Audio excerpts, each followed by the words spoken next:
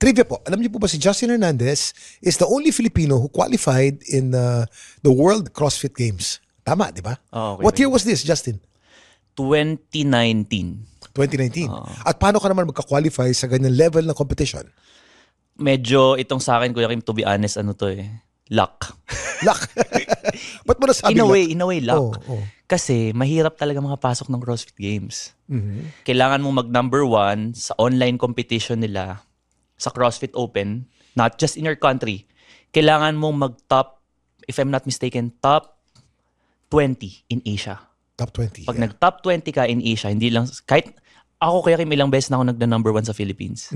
Pero ang usual standing ko, 30 to 40 Sa Asia. in Asia. So hindi pa ako nakapag-qualify dun sa regionals, which is the second level. Ngayon, top 20 ka in Asia, ma-invite ka sa regionals. Hindi ko alam kung ganito pa rin yung setting. Hindi ko na masyadong kabisado.